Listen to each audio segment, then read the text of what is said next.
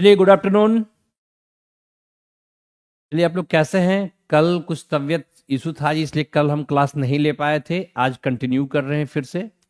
कल हम लोग सेट नंबर 4, इसके पिछले क्लास में हम लोग सेट नंबर 4 को हम लोग क्लियर किए थे। हाँ, और आज हम लोग चलते हैं सेट नंबर 5 पर। चलते हैं हम लोग। पहला क्वेश्चन है क्या आपके पास? पहला क्वेश्चन है कि यदि a plus B plus C बराबर 8, a plus B plus C बराबर क्या लिखा हुआ है? 8 लिखा हुआ है। और A B plus B C plus C A बराबर 11, तो पूछा है ए क्यू जोड़ बी क्यू जोड़ सी cube. Golu Mishra, good afternoon. Sandeep Kumar, hi. और Abhijeet Kumar, CVT2 ALP CVT2 का है सर? नहीं ये बाबू, अभी आप लोग का उस पर भी काम चल रहा है, वो भी CVT2 वाला भी होगा।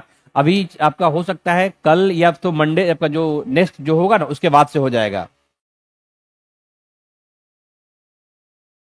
आपके पास पहला क्वेश्चन है कि यदि a plus B plus C बराबर 8, A B plus B C plus C A बराबर 11, तो पूछा है ए क्यू जोड़ बी क्यू जोड़ सी क्यू माइनस 3abc का मान। ए क्यू जोड़ बी क्यू जोड़ सी क्यू माइनस 3abc बराबर क्या होता है जी?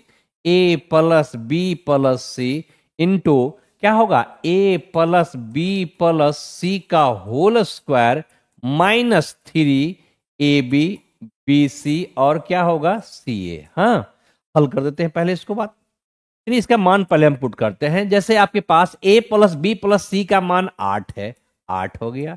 ये 8 का स्क्वायर हो गया, यहां बराबर नहीं है बाबू। 8 का स्क्वायर माइनस 3 गुना A B plus B C plus C A बराबर क्या है? 11 है। 8 8 8 64 माइनस क्या हो गया? 33। हल करते हैं। 3 1 4 31, ए हो गया 8 8 23 24, 248, जो कि ऑप्शन नंबर ए है। सर आप अपना कॉन्टेक्ट नंबर दीजिए। कॉन्टेक्ट नंबर क्यों चाहिए बाबू? ऑफिस में नंबर बात कीजिए, बात हो जाएगा हमसे।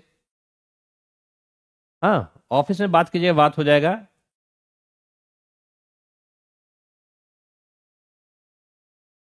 चलिए हम लोग आगे चलते हैं।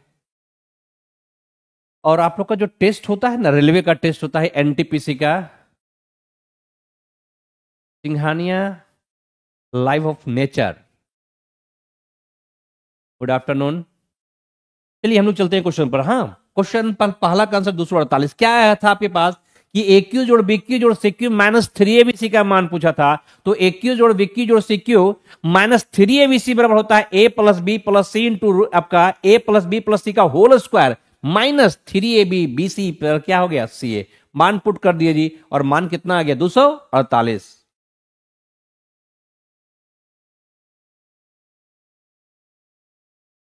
सिंघानिया लाइव नेचर आपका भी नाम चाहिए, जरूर जरूर। अगला क्वेश्चन क्यों चलते हैं हम लोग। अगला है कि tan थीटा बराबर पी। तो पूछ ध्यान देंगे, आपके पास पूछ कहा है कि tan थीटा, गौर करेंगे आप। ये आपके पास है क्वेश्चन थीटा, और tan थीटा बराबर लंब बटा आधार p बटा 1। तो कर्ण बराबर क्या होगा जी? 1 प्लस क्या? पी स्क्वायर होगा। अब एक चीज गौर कीजिएगा, आपसे जो क्वेश्चन पूछा है, आपसे क्वेश्चन पूछा है सेक थीटा प्लस में है आपके पास tan Q theta into cosec theta का मान क्या होगा? तो सेक थीटा बराबर क्या होता है? कर्ण वटा आधार, कर्ण वटा आधार, अर्थात रूट अंडर 1 प्लस क्या? P square plus tan theta, और tan थीटा बराबर लंब बटा आधार, अर्थात p का क्या हो गया? q इंटू कॉसेक थीटा, कर्ण वट लंब, अर्थात आपके पास root under 1 plus P square वटा में क्या होगा? p। एक p से एक p तो कट गया जी, यहां कट दिया आपके पास। यहां पावर क्या बचा? 2। अब यहां क्या बचा हुआ है? Root under 1 plus P square plus P square into root under 1 plus क्या हो गया? P square. यहां से कॉमन ले लिए हम, आपके पास 1 प्लस पी स्क्वायर का रूट ओवर कॉमन, तो 1 प्लस क्या बचा? पी स्क्वायर बचा। हाँ, अब एक चीज गौर करने वाली बात है। अब 1 प्लस पी स्क्वायर को का रूट ओवर को लिख सकते हैं 1 प्लस पी स्क्वायर के पावर 1 बटा 2 इंटू 1 प्लस पी स्क्वायर के पावर 1, अर्थात 1 प्लस पी स्क्वायर के पावर 1 बटा 2, और एक कितना हो गया? 3 बटा 2, अर्थात 1 प्लस पी स्क्वायर के होल पावर 3/2। ऑप्शन नंबर कौन सा? सी।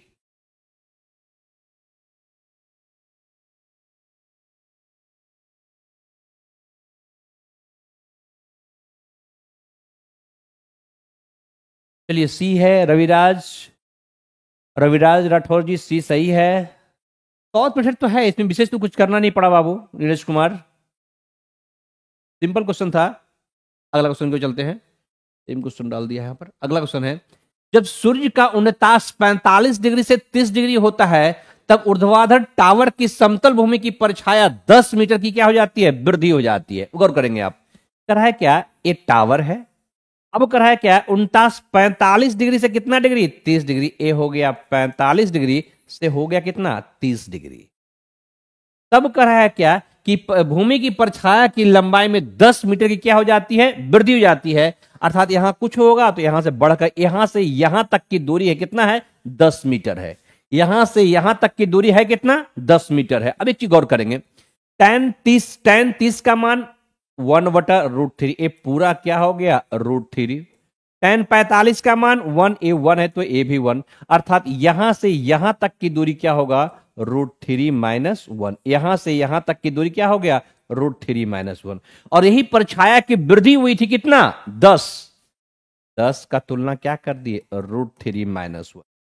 आपसे पूछा टावर की ऊंचाई क्या है? टावर की ऊंचाई क्या है? 1। कंजुगेट से गुना भाग करते हैं, √3 + 1 √3 + 1 बराबर 10 into √3 + 1 a + b into a - b। A square minus क्या? B square. √3 का स्क्वायर 3, 3 में से 1 गया 2, 2 × 10। अर्थात हो जाएगा 5 इंटू √3 + 1। 5 इंटू √3 + 1। ऑप्शन नंबर कौन सा होगा जी? बी होगा। 4 का बी सही है बाबू। सर क्वेश्चन नंबर 1 में c बराबर 0 मान के नहीं बनेगा। वह जरूर बनेगा, वहां ही बनेगा। कैलकुलेशन उतना ही करना पड़ेगा बाबू, वहां से भी बनेगा।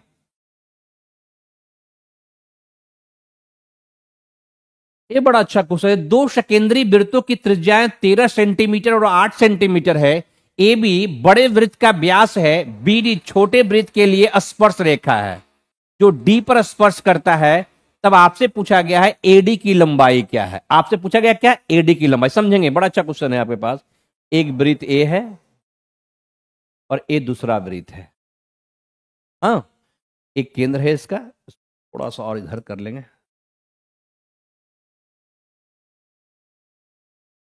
यहां केंद्र है। अब आगे बोल रहा है क्या कि 2 शकेंद्री वृत्तों की त्रिज्याएं 13 और 8 है। ए भी बड़े वृत्त का व्यास है। यहां से अगर मान लेते हैं, समझने के लिए आसान होगा।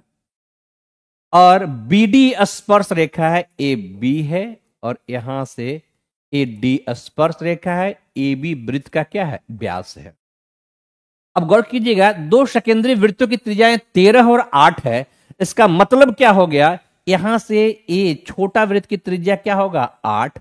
ये बड़े वृत्त की त्रिज्या क्या होगा? 13। अगर ए 13 है तो यहां से यहां भी क्या होगा? 13। अगर हम यहां से अगर लंब डाल देते हैं, ए भी लंब और ए भी लंब। अब यहां तो समझेंगे क्या है कि त्रिभुज ए, इसका नाम ओ रख देते हैं। त्रिभुज ओ डी बी और त्रिभुज ए एन, त्रिभुज ओ डी बी और त्रिभुज ए एन बी, ये दोनों क्या होंगे? समरूप त्रिभुज होंगे। कैसा त्रिभुज होंगे? समरूप त्रिभुज होंगे। तो समरूप त्रिभुज में क्या है? संगत भुजाओं का क्या होता है? अनुपातिक होता है। अगर ए 8 है तो ए वाला भुजा कितना होगा? 8 दूनी 16 होगा। 8 दूनी क्या होगा? 16 होगा। ये 13 है, ये 8 है, तो यहां से आधार का मान निकालेंगे। इसका मान क्या होगा जी? √अंडर 13 का स्क्वायर 169 माइनस 88 64। 169 में से 64 गया, कितना हो गया? 105। √अंडर 105। तो इधर वाला भी मान क्या होगा? √अंडर क्या होगा? 105। क्यों? क्योंकि स्पर्श रेखा पर त्रिज्या लंब होता है और क्या करता है? इसको क्या करता है? समद्विभाजित 2 बराबर भागों में क्या करता है? बांटता भी है। अब आपसे पूछा है क्या? एडी की लंबाई, अर्थात यहां से यहां तक की लंबाई आपसे पूछा है। आराम से बन जाएगा कि लंब आपके पास 16 है, आधार आपके पास रूट अंडर 105 है, तो आपसे पूछा है एडी की लंबाई, एडी बराबर क्या होगा, रूट अंडर 16 का स्क्वायर प्लस रूट अंडर 105 का क्या होगा, स्क्वायर होगा। तो 16 का स्क्वायर 256, रूट अंडर 105 का स्क्वायर 105 बराबर कितना हो गया आपके पास, 56 5 61, 361 का वर्गमूल कितना, 19, अर्थात option number C, option number सी।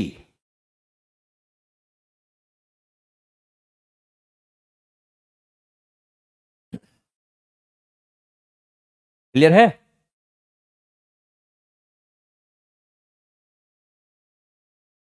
अब लोग अगले क्वेश्चन की ओर चलते हैं। 42 मीटर और 35 मीटर त्रिज्या वाले दो वृत्ताकार फुटबॉल के मैदानों को एक बड़े वृत्ताकार फुटबॉल के मैदान में बदला जाना है। यदि नए मैदान का क्षेत्रफल दोनों छोटे मैदान के क्षेत्रफल के योग के बराबर है तो इस नए मैदान की त्रिज्या क्या होगी। अर्थात कहने का मतलब हो गया कि दो छोटा छोटा मैदान है, वृत्ताकार है, उसको बदलकर करना है क्या, एक बड़ा मैदान बनाना है, और उस बड़े मैदान का पूछा है वृत्त की त्रिज्या क्या होगा। तो पहली बात, वृत्त का क्षेत्रफल क्या होता है, पाई आर स्क्वायर। ये जो नया वृत्त बनेगा उसका त्रिज्या क्या हो गया, आर, तो क्षेत्रफल क्या होगा, पाई आर स्क्वायर बराबर पाई, ये बड़ा वृत्त का है कितना, 42 का स्क्वायर प्लस कितना, 35 का स्क्वायर। ये पाई से पाई क्या होगा, कट जाएगा, पाई से पाई क्या होगा, कट जाएगा। और आपको पता होगा आगे बचा है क्या, 42 का स्क्वायर, 42 का स्क्वायर कितना होता है जी, 1700 कितना 64 प्लस 35 का स्क्वायर, 25 और 4 तिया 12, हल कर देते हैं यहां से आर स्क्वायर। फिर आर स्क्वायर बराबर क्या होगा, 5 4 9 6 2 8 7 2 9 1 1 2, अर्थात आर बराबर रूट अंदर 2989, आर बराबर 2989। ऑप्शन नंबर कौन सा होगा, ए होगा, ऑप्शन नंबर ए होगा।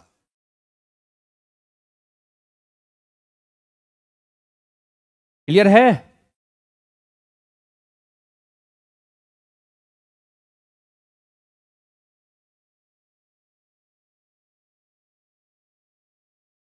कोई कंफ्यूजन है, कोई दिक्कत है तो कमेंट कीजिएगा, और क्लियर है तो ओके लिखकर कमेंट कीजिए।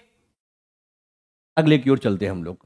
लिखा है एक बेलन के वक्र पृष्ठ क्षेत्रफल, बेलन का वक्र पृष्ठ क्षेत्रफल क्या होता है, 2 पाई आर एच। बेलन के वक्र पृष्ठ क्षेत्रफल, उसके आधार का क्षेत्रफल, आधार का मतलब क्या, वृत्त का क्षेत्रफल, अर्थात पाई आर स्क्वायर। आधार के क्षेत्रफल का कै गुना, 5 गुना है, बराबर कर दी। जो कट रहा है काट देते हैं, पाई से पाई खत्म, एक आर स्क्वायर से एक आर खत्म, तो एच वटा आर बराबर 5/2। तो पूछा है बेलन की त्रिज्या और ऊंचाई का अनुपात, तो त्रिज्या आर अनुपात एच बराबर 2 अनुपात कितना होगा, 5, जो कि ऑप्शन नंबर बी में है, ऑप्शन नंबर बी में है। क्लियर है? अगले क्वेश्चन आते हैं। के का वह मान ज्ञात करें कि संख्या इतना जो लिखा हुआ 6 से विभाज्य होगा। तो 6 से विभाज्य होने, कोई भी संख्या 6 से कट रहा है, इसका मतलब 2 से भी कटना चाहिए, और किससे कटना चाहिए, 3 से भी कटना चाहिए, 2 से भी कटना चाहिए और 3 से कटना चाहिए। तो 2 से कटने का नियम क्या है कि इकाई के स्थान पर 0 या तो क्या होना चाहिए, सम संख्या होना चाहिए। तो के का मान 0 होगा या तो सम संख्या, इसका मतलब 9 तो नहीं होगा और 7 भी क्या होगा, नहीं होगा। अब हम क्या करते हैं, के का मान सम संख्या 4 रख कर देखते हैं, यहां भी 4 रख दिए, यहां भी, लेकिन और भी है, ये तो 2 से तो कट जाएगा। अब बात हुआ कि 3 से कटेगा कि नहीं कटेगा, तो 3 से कटने का नियम है क्या, सम ऑफ ऑल डिजिट्स, 3 से कटे संख्याओं का योग 3 से कटना चाहिए। तो पहली बात तो जोड़ते हैं, 6 4 10, 10 4 14, 4 18, 2 20, 7 27, 27 3 से कट रहा है ना, अर्थात पूरा संख्या किससे कट जाएगा, 6 से कटेगा, अर्थात ऑप्शन नंबर कौन सा, ए, ऑप्शन नंबर ए।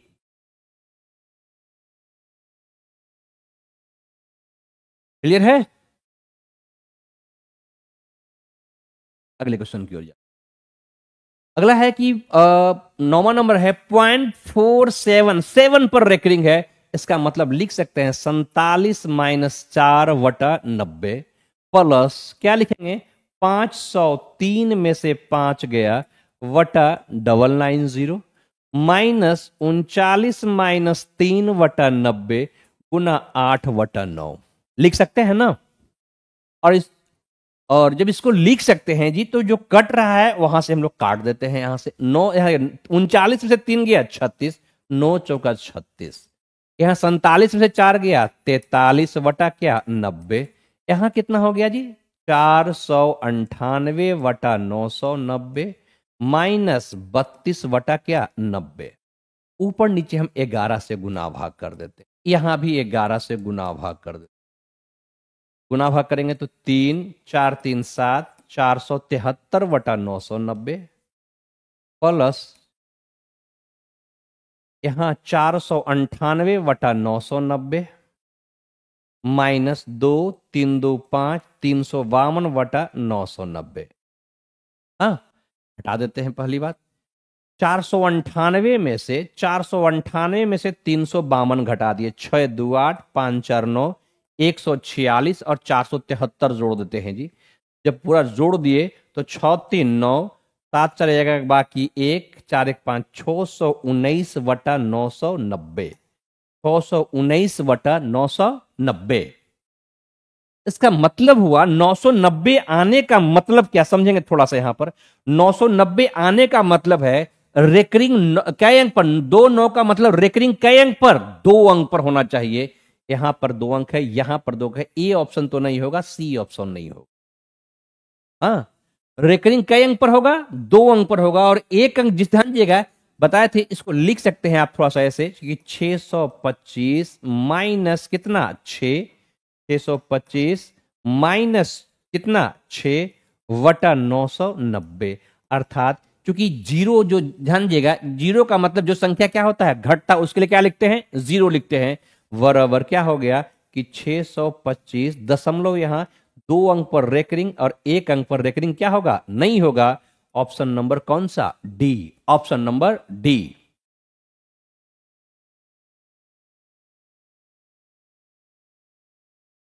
अगले क्वेश्चन के बाद, दो संख्याओं के लसा और मसा 90 और 15 है, दोनों संख्याओं का योग 75 है, तो बड़ी संख्या क्या है। पहली बात आपके पास बताए थे आपको पहले भी हम सेट में कि जब भी एलसीएम और एचसीएफ की बात होगा, प्रमोद कुमार सर प्लेटफॉर्म में मैथ क्लासेस कब होता है, कब से होगा। डेली चल रहा है मैथ का क्लास बाबू, मैथ क्लास डेली चल रहा है। हाँ, आपसे पूछा जब भी बताए थे एलसीएम एचसीएफ में जब भी आपके पास संख्या मानना होता है तो हम किससे मानते हैं एचसीएफ से मानते हैं। और एचसीएफ आपके पास है कितना 15, तो एक संख्या हो गया 15 ए, दूसरी संख्या हो गया 15 बी। तो पहली संख्या गुने दूसरी संख्या बराबर एलसीएम गुना एचसीएफ, अर्थात 90 गुना 15। एक 15 से 15 कट गया, 15 छक 90, अर्थात ए गुना बी बराबर क्या हो गया 6। ए गुना बी बराबर क्या हो गया 6। अब गौर कीजिएगा जहां ए और बी आपस में क्या है को प्राइम्स है। को प्राइम्स का मतलब वैसी दो संख्या जिसका एचसीएफ क्या हो 1 हो। हाँ, इसका मतलब है अगर हम ए का मान 1 रखेंगे तो बी का मान 6, गुना करेंगे तो 6 आएगा, और 1 और 6 का महत्तम भी क्या आएगा आपके पास 1 आएगा। ऐसा भी हो सकता है कि अगर अगला बार में आपका गुना करने की बात है, क्या 2 और 3, ये भी हो सकता है 2 तिया 6, गुना करने पर 6, और आपस में 2 और 3 का महत्तम भी क्या होगा 1 होगा। अब एक चीज गौर करने वाली बात क्या है आपके पास, अब आपसे क्वेश्चन क्या कहा है कि दोनों का योग 75 होगा। अगर ए बराबर 1 रखे तो एक संख्या 15 गुना 1 15, और 15 छक 90। अगर ए बराबर 2 रखे तो 15 दूनी 30, और 15 तिया 45। आपसे कहा कि दोनों संख्याओं का जो योग होना चाहिए कितना होना चाहिए 75 होना चाहिए। क्या 90 और 15 जोड़ेंगे कभी 75 होगा नहीं होगा, अर्थात ए वाला पेयर नहीं होगा। लेकिन यहां जोड़ते हैं 45 और 30 कितना हो गया 75 हो गया। आपसे पूछा क्या है बड़ी संख्या क्या है, तो आप देखेंगे बड़ी संख्या है कितना 45, इसलिए ऑप्शन नंबर कौन सा बी, ऑप्शन नंबर बी।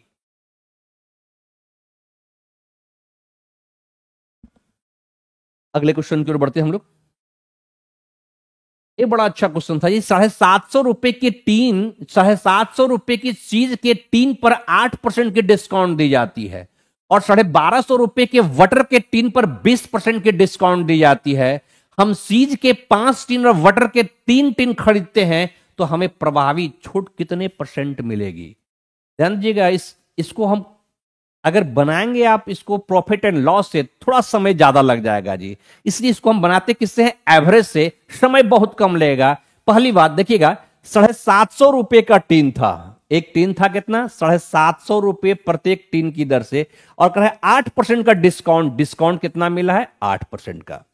और दूसरा कर रहा है क्या? 750 रुपए की चीज का टीन था, उसमें 8% का डिस्काउंट है। दूसरा है 1250 रुपए के वटर के टीन पर 20% का डिस्काउंट। डिस्काउंट कितना मिला है? 20% का डिस्काउंट दी जाती है। अब आगे जो आपसे क्वेश्चन में कह रहा है, इसके बाद क्या आगे बढ़ा, यदि हम चीज के 5 टीन, चीज के कितना टीन? 5 टीन, और वटर के कितना टीन? 3 टीन। अब यहां से इन दोनों का अगर रेशियो निकालते हैं जी, रेशियो निकालते हैं, 1 0 से 1 0 खत्म, 25 तिया 75, 25 पचे 125, 5 तिया 15। ये बचा क्या आपके पास? 1 अनुपात क्या बचा? 1 बचा। ये बचा आपके पास क्या? यहां भी 1 और यहां भी क्या बचा? 1 अनुपात 1 के रेशियो में बचा। और अगर आप एवरेज पढ़ेंगे, आपसे पूछा है कि तो हमें प्रभावी छूट क्या मिलेगी, मैंने दोनों मिलाकर डिस्काउंट कितना कम मिलेगा? 1 पर डिस्काउंट 8%, 1 पर डिस्काउंट 20%, टोटल 2 पर आपसे पास डिस्काउंट पूछा है, तो 1 का औसत 8 हो गया। सबका मान निकालना है, ये बढ़ रहा है, चिन्ह क्या होगा? प्लस का। 1 में बढ़ा कितना? 12, तो 12 गुने 1 12, वटा कई संख्या? 2 संख्या, 2 छक 12, 8 छो कई परसेंट का? 14% का डिस्काउंट मिलेगा। ऑप्शन नंबर कौन सा? सी। ऑप्शन नंबर सी।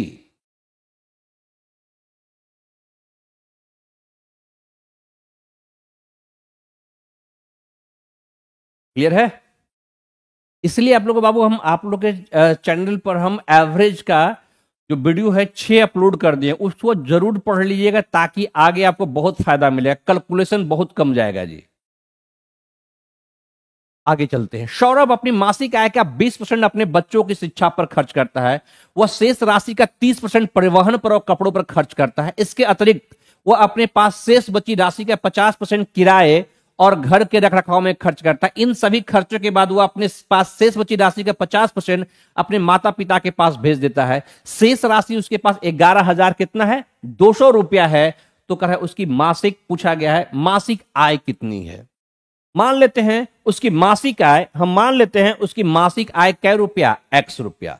और यहां पर बोल रहा है इतना रुपए की क्या करता है? बचत है। ये राशि क्या है आपका? बचत है। तो हम क्या निकालेंगे? बचत निकालेंगे। आमदनी X रुपया है, और कह रहा है 20% खर्चा किया, तो बचाया कै परसेंट? 80%। फिर है आपके पास 30% परिवहन पर खर्चा किया, बचाया कै परसेंट? 70%। और फिर 50% किराए पर खर्चा किया, बचाया कै परसेंट? 50%। और फिर 50% खर्चा किया है, तो फिर बचाया कै परसेंट? 50%। अब उसके पास बचा है कितना? 112 पर 00। ये उसके पास क्या है? बचा हुआ रुपया है। हाँ, अब थोड़ा सा काटछाट इसको कर देते हैं।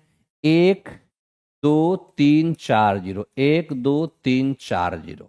यहां से और काट देते हैं। 20 25 100, 4 दूनी 8, 4 पचे 20, और यहां से 1 5 से 1 5 खत्म, 7 दूनी 14, 14 8 यहां से कट जाएगा। यहां से और काट दिए 20 25 100, 20 पे वो तो पहले ही काट चुके हैं जी, वो नहीं कटेगा। ये 100 बचा हुआ है आपके पास। हाँ, अर्थात x बराबर क्या होगा? x बराबर 8 पर कै 0? 4 0।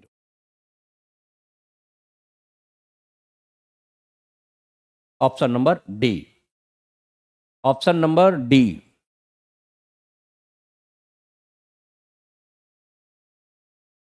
अगले क्वेश्चन की ओर चलते हैं हम लोग। सिंपल क्वेश्चन था, केवल क्वेश्चन करना था। कोई व्यक्ति एक वस्तु खरीदता है, उसे 10% लाभ पर बेचता है। यदि वह 20% कम मूल्य पर खरीदता और उसे 1,000 रुपए में बेच देता, तो उसे 40% का क्या होता? लाभ होता। तो आपसे पूछा है वस्तु का क्रय मूल्य क्या होगा। हम मान लेते हैं वस्तु का क्रय मूल्य कै रुपया? 100 रुपया। 100 रुपया में खरीदा, 10% लाभ पर बेच दिया, तो विक्रय मूल्य कितना हो गया? 110 रुपया। अब करें, यदि उस वस्तु को 20% कम मूल्य पर खरीदे, 20% कम मूल्य पर खरीदे का मतलब कितना में खरीदेगा? 80 रुपया में खरीदेगा, और उसे 1,000 रुपया अधिक में बेचे, तो 40% का क्या होता है? लाभ होता है। तो नया विक्रय मूल्य 40% का लाभ का मतलब विक्रय मूल्य 80 का 140%। 14 8 112, अर्थात विक्रय मूल्य कितना हो गया 112 रुपया। अब यहां बोल रहा है 1000 रुपया अधिक में बेचता है। अधिक का मतलब क्या? अंतर। किसमें अंतर? विक्रय मूल्य में अंतर होना चाहिए। और विक्रय मूल्य में अंतर कितना का? 1000 रुपए का। और यहां पर विक्रय मूल्य में अंतर कितने का है? 110 112। अंतर कितने का? 2 का। अंतर का तुलना अंतर से। पूछा है क्रय मूल्य क्या होगा? किससे गुना? 100 से गुना। 2 5 10, अर्थात 5 पर 4 जीरो।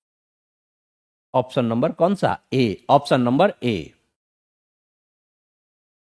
कृष्णा कुमारी सही था आपका जी, ए ऑप्शन।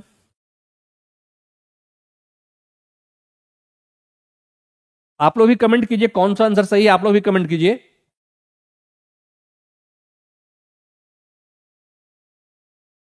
अगले क्वेश्चन पर आते हैं। मुकुल ने 9300 रुपए की धनराशि को 2 भागों में साधारण ब्याज पर उधार दी। पहले भाग पर 5% और दूसरे भाग पर 8% वार्षिक ब्याज दर पर। अब अगर उसने 4 साल बाद ब्याज के रूप में 2400 रुपए अर्जित किए तो 5% की ब्याज दर से उधार दी गई धनराशि और 8% की ब्याज दर पर उधार दी गई धनराशि का अनुपात क्या होगा? तो कुछ धन जो लिखा हुआ है कितना पर है जी? 5%। और कुछ धन जो है कितना? 8% पर उधार दिया है। और दोनों मिलाकर 4 साल के बाद ब्याज कितना आ गया? 2400। तो 1 साल का ब्याज क्या रुपया? 6 चौक 24, 600 रुपया। तो दर बराबर क्या हो गया? ब्याज गुना 100 वटा मूलधन गुना समय 1 साल का ब्याज। 2 जीरो से 2 जीरो काट दिए। यहां से 31 तिया 93, 3 दूनी 6, अर्थात दर हो गया 200 वटा कितना? 31%।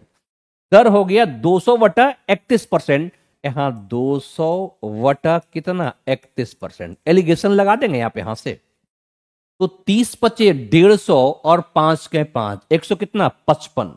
तो 200 में से 155 गया, कितना बचा है आपके पास? 45 वटा कितना? 31। यहां पर आते हैं 8 और 8 तिया 24, 248। तो 248 में से 200 गया, क्या बचा? 48 बटा कितना? 31। हाँ, काटछट कर देते हैं यहां से। जब काटछट आप करेंगे तो 31 से 31 कट गया, 16 तिया 48, 15 तिया 45। रेशियो कितना होगा? 16:15, जो कि ऑप्शन नंबर बी में है। ऑप्शन नंबर बी में है। प्रमोद जी 14 का ए नहीं बल्कि क्या होगा? बी। 14 का ए नहीं होगा, 14 का क्या होगा? बी होगा।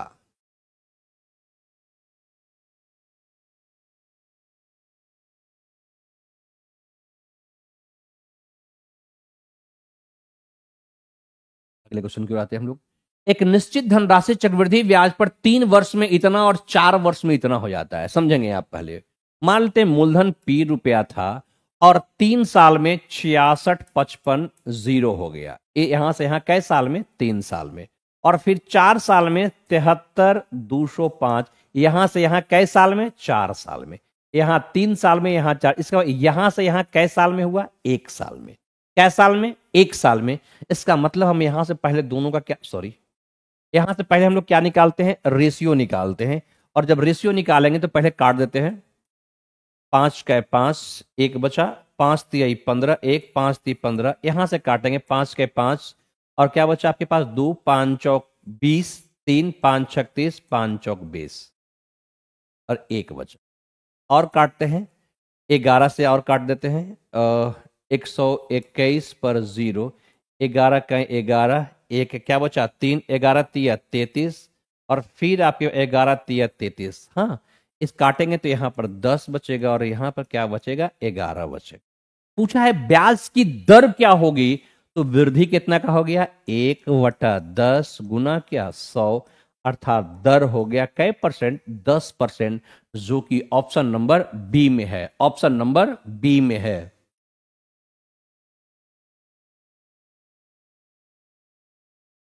अगला है कि एक किसी कार्य के 33.1/3% भाग को 10 दिनों में करता है। इसका मतलब है कि 33.1/3% का मतलब 1/3 भाग 10 दिन में। तो पूरा भाग कै दिन में करेगा? 10 या 30 दिन में। अर्थात ए किसी काम को 30 दिनों में करेगा और बी उसी कार्य का 20% भाग 9 दिन में। इसका मतलब 100% का मतलब 20 पचे 100, 9 पचे 45 दिन में। अर्थात बी उसी काम को पूरा कितना दिनों में करेगा? 45 दिन में। तो 30 और 45 का एलसीएम कितना हो गया? 90। 30 दिया 90 और 45 दूनी क्या हो गया 90। आगे क्वेश्चन में कह रहा है कि वे एक साथ 8 दिन कार्य करते हैं, अर्थात ए और बी 8 दिन काम करते हैं, तो 3 2 5 5 एक साथ 8 दिन काम करते हैं, 25 40। एक मिनट, वे एक साथ 8 दिन काम करते हैं तो 25 40 काम कर दिया। शेष काम कितना बच गया जी? 90 में से 40 हो गया, शेष काम कितना बच गया? 50 काम।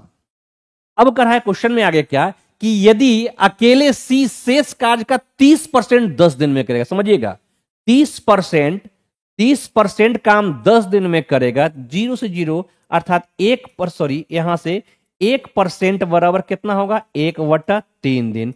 तो 100 पूरा काम कितना करेगा? 100/3 दिन में करेगा। अब गौर कीजिएगा, शेष काम कौन कर रहा है? सी कर रहा है 100/3 दिन में, अर्थात 100/3 दिन में 50 दूनी 100 अर्थात कितना आ गया? 3/2।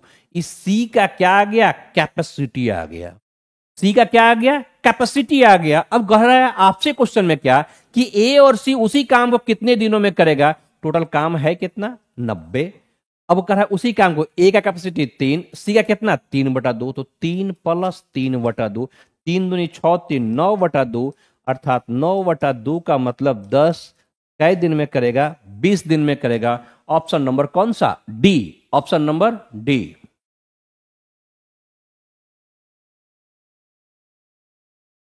अगला क्वेश्चन क्यों आते हैं।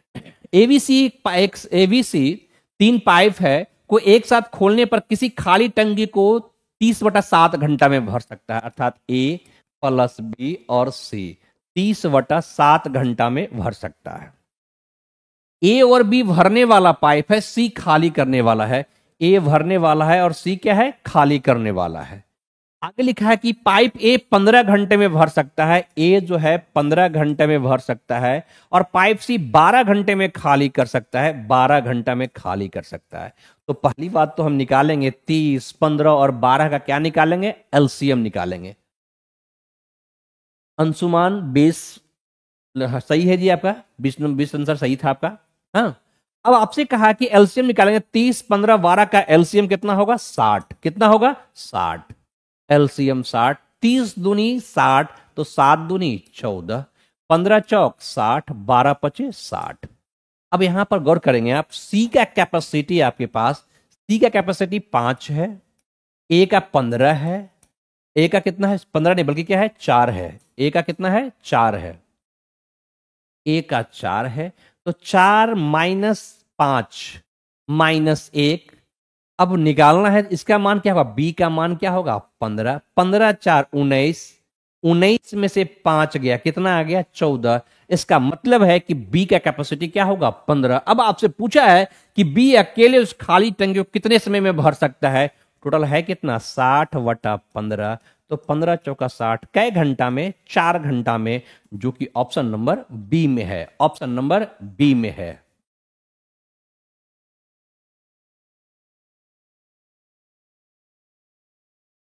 नेक्स्ट में आते हैं हम लोग। ये भी अच्छा क्वेश्चन था जी। बी ए के चलने के 4.5 मिनट बाद उस बिंदु से उस स्थान के लिए चलना प्रारंभ करता है जिसकी दूरी प्रारंभिक बिंदु से 3.5 मील है। गौर कीजिएगा, अगर ए स्थान यहां है, एक स्थान यहां है, ए स्थान अगर यहां से कर रहा है, इन दोनों के बीच की दूरी है कितना? 3.5 मील। ए स्थान पी है, एक स्थान क्यू है। गंतव्य स्थान पर पहुंचकर ए पीछे की ओर मुड़ता है और 1 मील चलता है। इसका मतलब है कि ए जो है यहां से यहां तक गया, ए कितना दूरी तय किया? यहां से यहां तक 3.5 मील गया, और यहां वापसी की यात्रा में यहां पर मिला। इसका मतलब ए जो है 3.5 + 1, और बी कितना तय किया? यहीं से यहीं तक गया, 3.5 में से 1 चला गया, 3.5 - 1। इसका मतलब ए तय किया है 4.5 मील और बी तय किया है 2.5 मील की दूरी तय किया है। ये आपके पास क्वेश्चन के अनुसार था जी। आगे पढ़ते हैं क्या लिखा हुआ है। और ए 6 मिनट में 1 मील तय करता है। गौर कीजिएगा, ए जो है 6 मिनट में 1 मील, अर्थात 1 मिनट में 6 मील। तो आपके या कह सकते हैं आपके पास, सॉरी, ए 6 मिनट में 1 मील, तो 6 मिनट में 1 मील, और आपके पास ए क्या है? दूरी है, तो कितना समय लगा उसके पास? उसके पास समय कितना लगा, ए का समय, ए का समय कितना लगा, समय का कितना। अब गौर कीजिएगा यहां लिखा है क्या, ए 6 मिनट में 1 मील, 1 मील जाने में कितना मिनट, 6 मिनट, तो 4.5 मील जाने में 4.5 गुना 6, 6 चौक 24 और 3 27 मिनट का समय किसको लगा, ए को लगा। अब बात है कि बी का कितना समय लगा, और कह रहा है बी ए के चलने के 4.5 मिनट बाद स्टार्ट किया है, तो बी का समय क्या होगा, बी का समय क्या होगा, कितना 27 माइनस 4.5 का मतलब कितना 22.5 मिनट का समय किसको लगा, बी को लगा। क्लियर है। अब आपसे पूछा है क्या लास्ट में, बी कितने मिनट में 1 मील चलेगा, अर्थात बी कितने मिनट में 1 मील चलेगा, तो 22.5 वटा 2.5 निकाल देंगे जी, दशमलव से दशमलव खत्म, 25 नंबर 225, क्या मिनट में, 9 मिनट में, जो कि ऑप्शन नंबर डी में है, ऑप्शन नंबर डी में है। और प्लीज अगर आप लोग को वीडियो पसंद आएगा तो लाइक और शेयर जरूर कीजिएगा जी। अगर वीडियो पसंद आएगा तो लाइक और शेयर जरूर कीजिएगा। अगले क्वेश्चन की ओर आते हैं। एक नाव 55 मिनट में धारा के प्रवाह के विपरीत 3 किलोमीटर जाता है।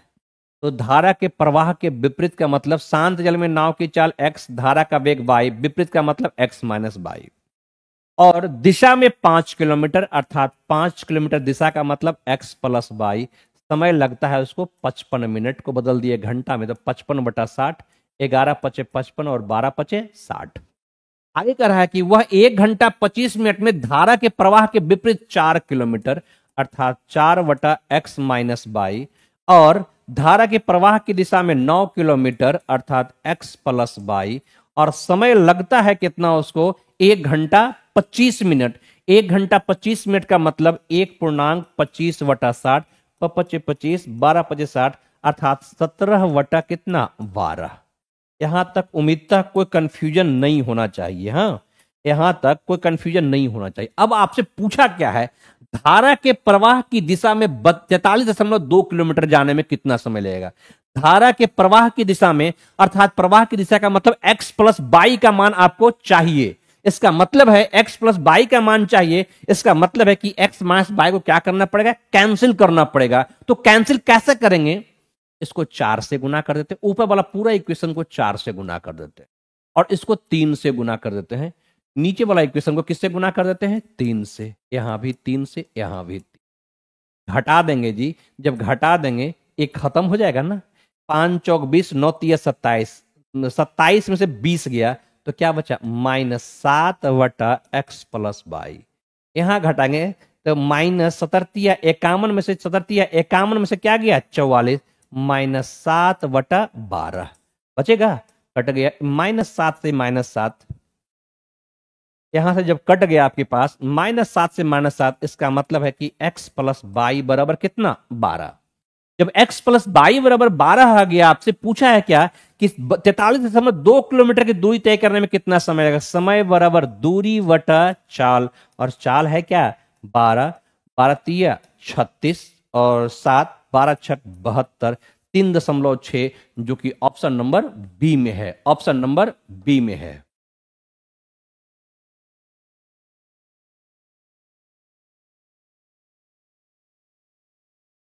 अगले क्वेश्चन की चलते हैं हम लोग, तो लास्ट क्वेश्चन है।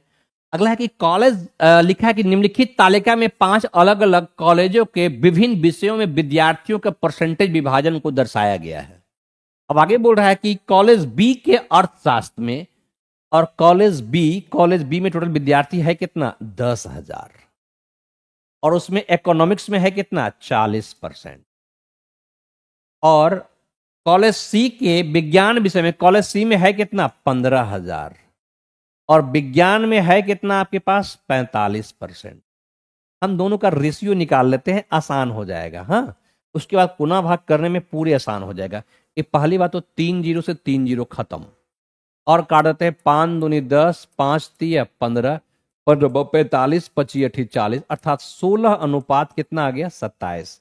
लिखा कॉलेज बी के अर्थशास्त्र विषय में विद्यार्थियों की संख्या और कॉलेज सी के विज्ञान विषय में विद्यार्थियों की संख्या का लगभग कितना परसेंटेज है, अर्थात 16 वटा कॉलेसी में कितना 27 गुना क्या 100। अब गौर कीजिएगा 27 पचे 35 से 27 छक 162। 162 का मतलब 160। 160 से थोड़ा ज्यादा है, इसमें लगभग कै परसेंट 60%। लगभग 60%। तो लगभग एकदम सब बराबर दिया गया आपके पास, जो भी दिया गया है सब क्या लिखा हुआ है बराबर में दिया गया है आपके पास। तो ये हल कर देते हैं पहले। 27 छक 62 लगभग कितना 59%। ऑप्शन नंबर कौन सा A, option number A. Session कैसा लगा कमेंट जरूर कीजिएगा। ये सेशन कैसा लगा कमेंट जरूर कीजिएगा। अगर पसंद पड़ा होगा तो लाइक और शेयर जरूर कीजिएगा, चैनल को सब्सक्राइब कर लीजिएगा जी। ठीक है, ओके, थैंक यू। फिर मिलेंगे नेक्स्ट सेशन में।